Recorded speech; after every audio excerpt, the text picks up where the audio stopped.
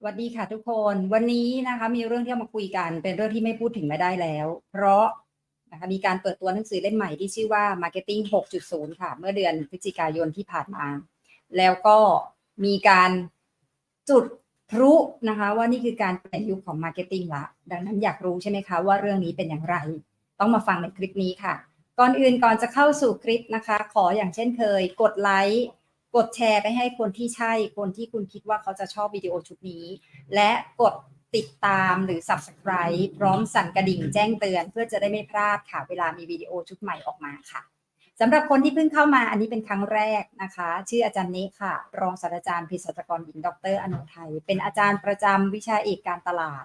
สาขาวิชาวิทยาการจัดการที่สุโขทัยธรรมาธิราชค่ะได้มีผลงานหนังสือตำราที่เกี่ยวข้องกับการตลาดดิจิทัลแล้วก็วิจัยตลาดแล้วก็อีกมากมายดังนั้นวันนี้จะมาอัปเดตนะคะเกี่ยวกับหนังสือเล่มใหม่ที่ออกมานะ Marketing 6.0 มันมีอะไรเปลี่ยนแปลงบ้างแล้ว Marketing เดิมๆมันคืออะไรเดี๋ยววันนี้ลองฟังด้วยกันนะคะดังนั้นจั่วหัวเรื่องไว้เลยค่ะวันนี้เราจะคุยกันถึงหนังสือเล่มนี้นะคะ Marketing 6.0 The Future is Immersive แน่นอนหนังสือเล่มนี้นะคะอาจารย์ยังรอนะคะที่จะอ่านหนังสือเล่มนี้อยู่นะคะดังนั้นคงแค่มาบรีฟให้ฟังว่า Immersive Marketing มันคืออะไรทำไมมันสำคัญทำไมถึงมาตีคล้องร้องเปล่าว่ายุคนี้กำลังจะเข้าสู่ Immersive Marketing ละมีอะไรเกิดขึ้นหรือนะเดี๋ยวเรามาดูพร้อมกันนะคะแล้วยุคเก่าๆมันคืออะไรอะเรามาดูกันหน่อยนะคะอาจารย์เนตรีวิวให้ฟังนะคะถึงแนวคิดการตลาดนะตั้งแต่ 1.0 ถึง 5.0 ถ้าใครสนใจเรื่องนี้นะคะมีวิดีโอแนวคิดการตลาดอยู่ก็ไปฟังรายละเอียดเพิ่มเติมได้อีกนะแต่วันนี้รีวิวให้ฟังคร่าวๆค่ะว่ามันมีการไล่เรียงกันยังไงบ้างสำหรับยุคต่างๆของ Marketing ต้องบอกว่ายุคแรกค่ะนะ Product ที่มีไม่มากนักนะคะกระบวนการผลิตที่ยังไม่ได้พัฒนาไปอย่างดีเราไม่สามารถผลิตแบบ mass production หรือผลิตทีละเยอะๆได้นะคะดังนั้นใครผลิตได้ใครมี product ขาย product มี quality ดีนะก็สามารถขายได้ค่ะเป็นยุคที่ product driven ทีเดียวเลยนะก็คือว่าของมีคุณภาพดีก็บอกต่อแล้วก็ติดตามไปซื้อถึงแม้จะไปยากแค่ไหนก็ติดตามไปซื้อค่ะเพราะมันมีไม่เยอะลองนึกถึงสภาพนะคะสมัยนะรุ่นคุณพ่อคุณแม่เรานะคะหรือสมัยอาจารย์เนเด็กๆเนี่ยรถบนถนนยังมีไม่กี่คันเลยมีไม่กี่ยี่ห้อให้เลือกทีวีมีไม่กี่ช่องนะคะดังนั้น product มันมีน้อยจริงๆอะไรที่ออกมาในท้องตลาดก็เป็นที่รู้จักนะขอให้มีคุณภาพดีเถอะนะก็เป็นยุคที่เราพูดถึงเรื่องของ total quality management Kaizen Six Sigma ยุคพวกนี้ค่ะพยายามทำ quality ให้ดีเราก็จะขายได้นี่คือยุคที่เรียกว่า product driven จริงๆนะคะขอให้สร้าง product มาตรงกับนี้ของลูกค้าอันนี้ใช้ได้ละยุคต่อไปค่ะ marketing 2.0 เป็นยุคที่บอกว่าของมันมีเยอะละแบรนด์มีเยอะละดังนั้นลูกค้าจะซื้อจากของที่มีความเข้าใจลูกค้าที่สุดหรือมีเซลล์ที่ขายเก่งนะคะยุคนี้เป็นยุคที่ลูกค้าเป็นศูนย์กลางเลยค่ะนะรถมีหลายยี่ห้อมีโชว์รูมมากมายนะคะใครแต่งโชว์รูมสวยมีที่พักนั่งรอสบายมีเซลล์ที่เก่งคอยติดตามการขายอธิบายเป็นอย่างดีนะคะอันนี้ก็จะเป็นยุคที่ขายได้ค่ะดังนั้นลูกค้าไม่ได้ drive บนความจำเป็นแล้วค่ะแต่ drive บนความต้องการค่ะใครถูกใจนะใช่เลยนะคะเพราะของมีเยอะแยะมากมายยุคต่อไปค่ะเราไป Marketing 3.0 กันนะคะเราเริ่มแตะที่อารมณ์และความรู้สึกกันแล้วค่ะเราบอกว่าเรามีลูกค้าเป็นศูนย์กลางก็จริงแต่เรา treat ลูกค้าแบบเป็นมนุษย์มนาเลยทีเดียวนะคะเราใส่ใจของที่ให้ประสบการณ์ลูกค้านะคะแก้ปัญหาแก้อารมณ์ความรู้สึกได้นะคะเหมือนของนั้นเป็นของที่ให้อารมณ์ความรู้สึกที่ประทับใจนะคะอันนี้เป็นยุคของ humanity ค่ะยุคต่อไป Marketing 4.0 นะคะอาจารย์เนชบอกเป็นยุคที่เทคโนโลยี is coming นะคะเป็นยุคที่ดิจิตอลมาละเราเริ่มนะคะพุ่งเข้าสู่ยุคดิจิตอลค่ะยุคนี้ว่าจะประมาณปี2005ถึงปี2010ยุคที่เริ่มมีคอมพิวเตอร์เริ่มมีอินเทอร์เน็ตเริ่มมีสมาร์ทโฟนเริ่มมีโซเชียลมีเดียค่ะนะคะตอนนี้ลูกค้าเริ่มรู้สึกว่าอยากจะปฏิสัมพันธ์กับแบรนด์และปฏิสัมพันธ์ซึ่งกันเองค่ะนะคะเราเริ่มมีการติดต่อใกล้ชิดรับฟังข้อมูลจากแบรนด์มากขึ้นนะคะยุคนี้เป็นยุคที่ดิจิตอลเข้ามาละนะคะพอยุค 5.0 ค่ะเป็นยุคดิจิตอลหนักเลยค่ะตอนนี้เราก้าวเข้าสู่ดิจิตอลเทคโนโลยีเต็มตัวเลยค่ะ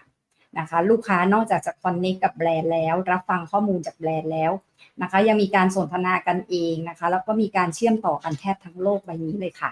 เป็นยุคที่เทคโนโลยีเข้ามาอย่างสูงมากเลยนะคะ 5.0 คือก่อนที่จะมาถึงยุคนี้นะคะแล้วบางคนบอกว่าเป็นเทคโนโลยี for humanity ด้วยคือเทคโนโลยีเริ่มเข้าใจความเป็นมนุษย์มากขึ้นเมื่อเทียบกับ 4.0 เนาะซึ่งเป็นดิจิทัลเทคโนโลยีเหมือนกันแต่มันยังแกนยังไม่ได้อารมณ์ความรู้สึกอะเหมือนเป็นยุคที่มีเว็บไซต์มีโซเชียลมีเดียแต่ยังไม่แตะถึงเรื่องของอารมณ์จิตใจค่ะแต่พอ 5.0 นี้เทคโนโลยี and humanity มาเชื่อมต่อกันละนะคะเราก็จะเห็นความเข้าใจมนุษย์มากขึ้นนะคะเป็นยุคที่เราเริ่มมีนะคะถ้าดิจิตอลก็จะมีคอนเทนต์มาร์เก็ตติ้งอินฟลูเอนเซอร์มาร์เก็ตติ้งนะคะมีเรื่องของการเชื่อมต่อแบบไร้รอยต่อ Omni Channel พวกนี้จะอยู่ในยุค 5.0 ทั้งนั้นเลยค่ะเพื่อสร้างประสบการณ์เนาะเป็นยุคที่ดิจิตอล experience เนี่ยมีความเติบโตเต็มที่ละนะคะแล้วเราก็มีเส้นเบลอๆระหว่างดิจิตอลกับออฟไลน์ด้วยแล้ว 6.0 ล่ะคะ 6.0 จะให้อะไรเราได้อีกคะหลายคนอาจจะบอกโอ้โหตรงนี้ก็สุดๆแล้วนะในยุคที่ดิจิตอลรายล้อมรอบตัวเรานะคะไปห้างไปอะไรก็ถือสมาร์ทโฟนนะคะดูของบนเชลฟ์ก็เช็คราคาบนสื่อดิจิตอลนะคะหรือบางทีดูของออนไลน์ปุ๊บนะคะก็ไปที่ร้านเพื่อไปลองแล้วกลับมาซื้อออนไลน์ใหม่โอ้โหมันเชื่อมต่อกันขนาดนี้แล้ว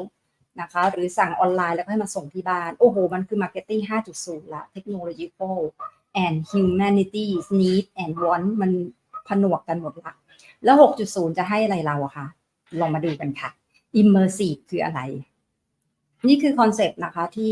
professor Philip Kotler ค่ะซึ่งเป็นคนที่ร่วมเขียนในหนังสือเล่มนี้แล้วทุกคนก็เรียกเขาว่าเป็น father of marketing นะคะบิดาของ marketing ซึ่ง Kotler เกริ่นอยู่เสมอค่ะว่าโอ้โหนะถ้าเลือกได้นะไปเรียนวิชาอื่นดีกว่าค่ะเพราะวิชา marketing มันเปลี่ยนเร็วเหลือเกินนะคะอาจารย์นี่ก็เห็นด้วยอย่างยิ่งค่ะเป็นวิชาที่โอ้โหมันอัปเดตอยู่ตลอดเวลานะคะบางทีสิ่งที่สอนวันนี้ชอบเกริ่นกับนักศึกษาเสมอค่ะว่าอย่าไปเอาเป็นสาระนะพรุ่งนี้อาจจะไม่ทันสมัยแล้วก็ได้เพราะมันเปลี่ยนตลอดสิ่งที่เปลี่ยนไม่ใช่อะไรค่ะสิ่งที่เปลี่ยนตอนนี้ก็คือลูกค้าสภาพแวดล้อมภายนอกโดยเฉพาะเรื่องเทคโนโลยีที่เข้ามามีบทบาทยังไม่รวมถึงโรคระบาดภัยสงครามอะไรมีการเปลี่ยนแปลงเยอะแยะมากมายค่ะดังนั้นเขาเลยบอกว่ามันต้องอัปเดตละมันต้องถึงเวลาที่เราจะต้องพูดถึงยุคใหม่ๆของ Marketing ที่กำลังเข้ามาละก็คือ immersive marketing is coming ค่ะก็คือถ้าอาจารย์เนเรียกเป็นภาษาไทยคือการตลาดที่มันผสานเป็นหนึ่งเดียวนะคะผสานกับอะไรผสานดิจิตอลค่ะผสานโลกทั้งหมดทั้งใบนะคะกายภาพนะคะกับดิจิตอลมันรวมเป็นหนึ่งเดียวแบบแยกกันไม่ออกหลายคนบอกแล้วปัจจุบัน 5.0 ละ 5.0 มันยังเบลอๆค่ะก็คือว่าเราใช้ดิจิตอลเงยหน้าขึ้นมาก็เป็นกายภาพก้มหน้าลงไปก็เป็นดิจิตอลมันยังบรรจุอยู่ในสมาร์ทโฟนหรือในคอมพิวเตอร์อยู่เท่านั้นนะคะในยุคต่อไปที่จะเข้ามามันจะผสมผสานแบบเป็นโลกใบเดียวกันเลยนะคะซึ่งมันจะเกิดขึ้นได้ยังไงเกิดขึ้นได้ค่ะด้วย VR และ AR ค่ะนะดังนั้นเครื่องมือที่สำคัญคือ VR และ AR แต่ VR และ AR มันเป็นปัจจัยเดียวหรอไม่ใช่ใช้ VR และ AR ก็เวียนหัวเปล่าๆถ้ามันไม่มีเทคโนโลยีอื่นมาช่วยเสริมให้ประสบการณ์มันดีนะคะดังนั้นฟิลิป คอตเลอร์ก็พูดถึงเทคโนโลยีหลายตัวที่เข้ามาค่ะไม่ว่าจะเป็น artificial intelligence หรือปัญญาประดิษฐ์ซึ่งอันนี้รวมถึงเรื่องของข้อมูลขนาดใหญ่ซึ่งผลิตขึ้นตั้งแต่ยุค 4.0 5.0 ละก็คือเรามีการ input ข้อมูลกันอยู่ทุกวันส่งเมสเซจส่งไลน์ส่งสติกเกอร์นะคะกดไลค์กดแชร์อะไรต่างๆในการส่งข้อมูลอยู่ทุกวันนะคะเกิด Big Data เกิดขึ้นดังนั้นการจัดการ Big Data ก็ต้องเอา Machine Learning เข้ามาก็คือการเรียนรู้สมองกลเข้ามาวิเคราะห์มาจัดการพอวิเคราะห์เก่งมากๆเขาเกิดการเรียนรู้อันนั้นก็จะเรียกว่า Artificial Intelligence พอเรียนรู้มากๆตอนนี้โอ้โหเรียนรู้ถึงขีดสุดแล้วค่ะจนถึงว่าต้องเป่าประกาศว่ายุค Immersive เพราะนะคะเรามีสิ่งที่เรียกว่านะ language นะคะ human natural language เกิดขึ้นนะคะคือ AI ที่เรียนรู้ขนาดพูดจาภาษามนุษย์นะได้อ่อนหวานนะว่าต่อว่า ChatGPT ไปเขาก็ขอโทษกลับมานะคะอะไรแบบนี้นะคะเราพูดเหมือนเราสนทนากับมนุษย์เลยอย่าง Elisa ใน LINE นะคะหรือบรรดา AI ที่เป็น language ต่างๆแล้วนอกจากนี้สิ่งที่กำลังพัฒนาไปต่อค่ะคือ neural network ค่ะ AI จะมีความสามารถในการเชื่อมต่อระบบประสาทเหมือนกับ synapse ของมนุษย์เลยทีเดียวดังนั้นมีความสามารถเพิ่มขึ้นในการคิดและตัดสินใจด้วยค่ะและอนาคตจะรองรับในเรื่องของ emotional intelligence ด้วยคือมีความฉลาดนอกจากฉลาดทางภาษาฉลาดทางความคิด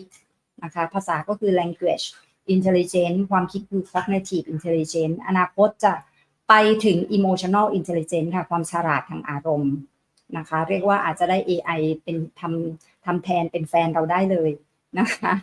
นะแล้วก็จะเข้าไปสู่พอมันฉลาดหมดทุกอย่างเราจะเข้าไปสู่ยุคออโตเมชันค่ะทำแทนได้เลยอย่างที่อาจารย์ได้บอกมาร์เก็ตติ้งเราก็หวังอยู่ค่ะว่าอนาคตมันคือมาร์เก็ตติ้งออโตเมชันเท่านั้นยังไม่พอค่ะการ identify ตัวตนทางดิจิตอลนะคะพัฒนารูปหน้าไปแล้วนะคะ biometric identification ต่างๆไม่ว่าจะเป็นเรื่องของการfacial scanning นะคะการสแกนใบหน้านะคะก็ล้ำไปมากแล้วนะคะเราสามารถสแกนใบหน้าแบบไลฟ์ได้เพื่อพิสูจน์ยืนยันการมีชีวิตนะคะการสแกนนิ้วมือนะคะแล้วรวมถึงการปลดปล่อย Data แบบบล็อกเชนด้วยนะคะพวกนี้เป็นเทคโนโลยีที่มาผสมผสานและรวมถึงเซนเซอร์นะคือเซนเซอร์ต่างๆนะถ้าใครลองไปที่ซูเปอร์มาร์เก็ตเดี๋ยวนี้ซูเปอร์มาร์เก็ตที่จ่ายเงินด้วยตัวเองนะคะก็จะใช้เซนเซอร์นะคะในการวัดว่าของที่เอาลงของที่เอาออกนะคะมันราคาเท่าไหร่นะคะจากเซนเซอร์ที่ไปสแกนบาร์โค้ดแล้วรวมผนวกกับการเปรียบเทียบกับน้ำหนักนะคะแล้วก็ Internet of Things นะคะก็คือทุกอย่างมันจะมีในแง่ของการเชื่อมต่อกันได้ผ่านอินเทอร์เน็ตนะคะแล้วก็ AR VR นะคะซึ่งจะเข้ามานะคะซึ่งถ้าบอกเลยค่ะถ้า VR แว่น VR ราคาถูกลงเนี่ยเป็นสัญญาณบอกเลยค่ะว่าเราจะ immersive ได้เต็มตัวทุกคนจะเข้าถึงได้โลกดิจิตอลจะเปลี่ยนจากสมาร์ทโฟนมือถือเราเข้าสู่สายตาเราเต็มรูปแบบ360องศาเลยนะคะจริงๆมันก็แบบทั่วไปหมดเลยนะคะคือมาครอบตัวเราเลยแล้วก็จะมีสิ่งที่เรียกว่า intelligent virtual agent เกิดขึ้นก็คือคนเอเจนต์ตัวกลางดิจิตอลที่รวมเก่งหมดทุกอย่างเนี่ยรวมเทคโนโลยีทุกอย่างนะอาจจะอยู่ในรูปโรบอทหรืออาจจะอยู่ในรูปแพลตฟอร์มต่างๆที่มาช่วยเรานะมันอาจจะเป็นผู้ช่วยอาจจะมาเป็นแฟนนะถ้ามันมี emotional intelligence ด้วยนะอาจจะทำแทนเราถ้าเข้าสู่ยุค automation เหมือนที่อาจารย์เน้นไว้ดังนั้นนี่คือ marketing 6.0 ค่ะเห็นไหมคะมันล้ำจาก 5.0 ไปเยอะมากที่มีเรื่องของจะเรียกว่า Phygital ค่ะอาจารย์เรียก Phygital PHYGITAL ก็คือการรวมกันระหว่างดิจิทัลกับฟิสิกอลเข้าด้วยกันนะคะนี่คือสิ่งที่เรามองเห็นขณะเดียวกันความฉลาดนะคะความฉลาด3อย่างที่อาจารย์นี้บอกค่ะฉลาดด้านการภาษาการสื่อสารฉลาดด้านความคิดตัดสินใจฉลาดทางอารมณ์นะคะ3ฉลาดนี้นะบวกกับการ detect biometric ต่างๆนะคะการใช้เซ็นเซอร์นะคะเพื่อนะคะรับประสาทสัมผัสต่างๆเห็นไหมคะเหมือนมนุษย์เลยไหมนะแล้วก็ IoT นะคะเป็นสัญญาณในการติดต่อกันระหว่างผลิตภัณฑ์ระหว่างสิ่งของเครื่องใช้ต่างๆนะคะพอพวกนี้ผนวกกันปุ๊บนะคะนั่นคือสิ่งที่เรียกว่า immersive ค่ะนะคะมันคือประสบการณ์ที่ยิ่งไร้รอยต่อไม่หารอยต่อไม่เจอค่ะนะคะแล้วเราก็จะจมเข้าไปในประสบการณ์นั้นได้อย่างแท้จริงอาจารย์นี้ยกตัวอย่างให้พวกเราเห็นภาพค่ะนี่คือตัวอย่างนะคะยังไม่ถึงขนาดเป็น immersive กับดิจิตอล100%นะคะแต่เราคงพอเห็นภาพเนาะว่าเราจะนี่เป็นตัวอย่างนิทรรศการแวนโกะนะที่นิวยอร์กนะคะเราก็จัดสิ่งที่เรียกว่า immersive experience นะคะให้เห็นตัวอย่างค่ะประสบการณ์แบบ immersive คือแบบนี้ค่ะเราจมจ่อมเราอยู่ข้างในนั้นเลยค่ะนะคะซึ่งมันเป็นดิจิทัลบวกกับฟิสิกอลก็คือเอาภาพของแวนโกะเนี่ยค่ะมาทำให้อยู่ในรูปดิจิทัลซึ่งทำให้เราอยู่ในภาพนั้นเลยตัวเราไปฝังอยู่ในนั้นเลยเพื่อชื่นชมประสบการณ์นี้นี่คือสิ่งที่จะได้ค่ะนี่คือลักษณะของ immersive นี่เป็นตัวอย่างให้ดูนะคะทีนี้แบรนด์ไหนที่เริ่มทำแล้วบ้างอาจารย์ขออนุญาตยกตัวอย่างพอเป็นกระแสนะพอเป็นกระแสนะคะนี่เป็นแบรนด์ตัวหนึ่งค่ะที่ดังมากเขาบอกว่าถ้าสวิสมีโรเล็กซ์นะคะอะไรนะเยอรมันมีเบนซ์นะคะแคนาดาขอมีเสื้อหนาวตัวนี้ชื่อว่าแคนาดากู๊ดนะคะเป็นเสื้อหนาวที่ทนหนาวได้แบบโคตรสุดๆนะก็คือติดลบสักแค่ไหนนะคะไม่เป็นไรเลยนะทีนี้เขาก็เสนอสิ่งที่เรียกว่า immersive marketing ให้กับลูกค้าได้สัมผัสประสบการณ์ความหนาวนะคะก็คือสามารถแบบเข้าไปร่วมมีประสบการณ์แบบฟิสิทัลที่อาจารย์นี้บอกค่ะเดินบนน้ำแข็งนะเดินย่ำบนน้ำแข็งแล้วรับความหนาวติดลบนะคะพร้อมกับทดลองใส่เสื้อหนาวของแคนาดากู๊ดนะคะราคาไม่ได้แพงมากหรอกค่ะตัวละประมาณสัก2-3 หมื่นนะ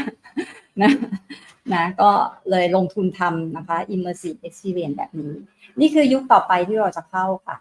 ดังนั้นก็ฝากไว้นะคะสำหรับรีวิวหนังสือเล่มนี้ถ้ามีโอกาสนะคะได้หนังสือเมื่อไหร่ก็คงมีโอกาสได้มารีวิวคอนเทนต์กันหวังว่าจะเป็นประโยชน์นะคะกับคนที่ติดตามมาจากนี้นะคะ